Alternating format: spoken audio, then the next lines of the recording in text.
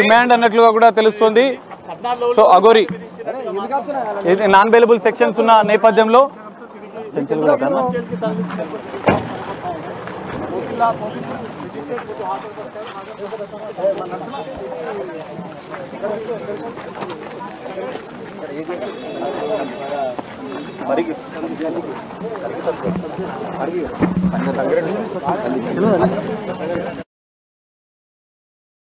చెప్పండి ఉన్న అప్డేట్స్ ఏంటి?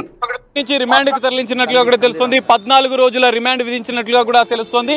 Parigi sub jail Sangareddy sub jail కు తరలిస్తున్నట్లుగా కూడా తెలుస్తుంది. మనం చూడొచ్చు ఇప్పటికే అఘోరిని పోలీస్ వాహనంలో తరలించారు. కోర్టు ఇటు వైద్య పరీక్షలు నిర్వహించినంత క్షణాల్లోనే కోర్టుకు తరలించడం, కోర్టు ఆదేశాల మేరకు ఇటు న్యాయమూర్తి ఆదేశాల మేరకు 14 రోజుల రిమాండ్. ఎందుకంటే ఇందులో 14 సంగారెడ్డి జిల్లా కంది సబ్ జైలుకు తరలిస్తున్నట్లుగా కూడా తెలుస్తోంది. 14 రోజుల రిమాండ్ విధించారు. కొద్దిసేపటి క్రితమే వైద్య పరీక్షల అనంతరం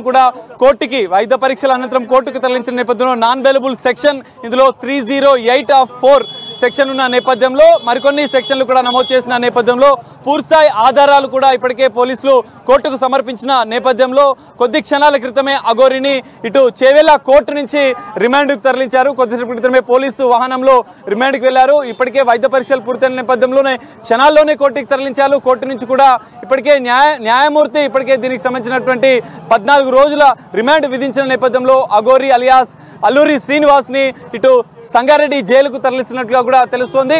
ఇప్పటికే కొద్దిసేపటి క్రితమే పోలీసు వాహనంలో తరలించిన పరిస్థితిని కూడా మనం బిగ్ టీవీ ఎక్స్క్లూజివ్ గా చూపించింది. సో మరికొద్ది సేపట్లో అయితే జైలుకు చేరుకోబోతున్నట్లుగా కూడా తెలుస్తుంది.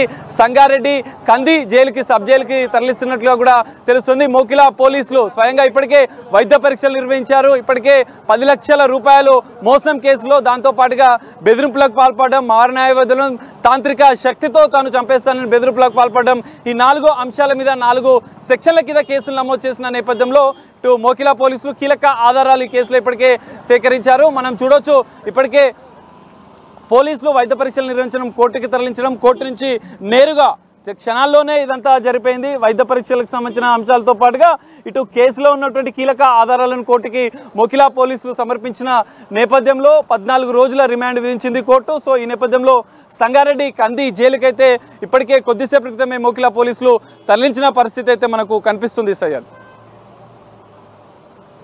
అయితే ఇక్కడ ఇందాక ఒక క్వశ్చన్ అడిగినప్పుడు ఎగ్జాక్ట్గా ఇప్పుడు అఘోరిని కంది జైలుకి తరలిస్తున్నట్టు కూడా మీరు సమాచారం అందించారు. అయితే అఘోరి తరపున ఎవరైనా లాయర్ ఉన్నారా? అఘోరి ఏదైనా లీగల్ హెల్ప్ తీసుకుందా?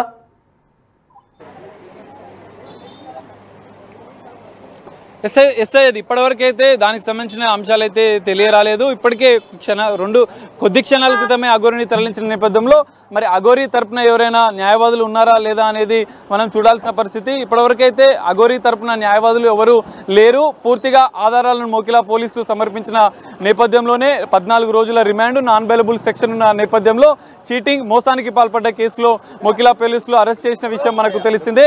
ఈ కేసులోనే అఘోరిని 14 రోజుల రిమాండ్ విధించినట్లుగా కూడా తెలుస్తుంది. ఈ నేపథ్యంలో మోకిలా పోలీసులు అయితే సంగారెడ్డి కంది సబ్ జైలుకైతే ఇటు అఘోరి శ్రీనివాస్ని అయితే తరలించిన పరిస్థితి కనిపిస్తుంది.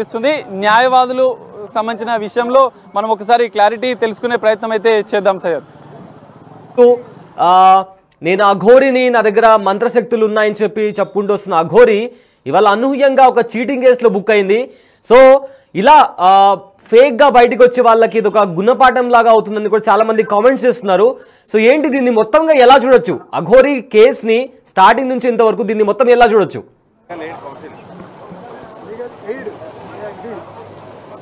ఎస్ఐ మనం చూడొచ్చు మొదటి నుంచి కూడా అనేక వివాదాలు, విమర్శల నేపథ్యంలో అఘోరికి సంబంధించిన అంశాలు కొంచెం సంచలనంగా మారిన పరిస్థితి. అయితే మొదట అఘోరి ఇటు సికింద్రాబాద్కి మొదట ప్రత్యక్షమైన నేపథ్యంలో కూడా కొన్ని అంశాలను, కొన్ని వివాదాలు లేవనెత్తింది. సో అనంతరం కూడా ఆమె 2 తెలుగు రాష్ట్రాల్లో పర్ణించడం, అనంతరం గుజరాత్కి వెళ్ళడం, ఉత్తరప్రదేశ్కి వెళ్ళడం, ఇటు ఆమె మరికొన్ని అంశాల్లో కూడా వెళ్ళిన నేపథ్యంలో ఇటు పోలీసులు అయితే ఎట్టకేలకు మోకిలా పోలీస్ స్టేషన్లో చీటింగ్ కేసు నమోదైన నేపథ్యంలో ఇటు పోలీసులు అయితే అరెస్ట్ చేసి ఇప్పుడు కోర్టుకు తరలి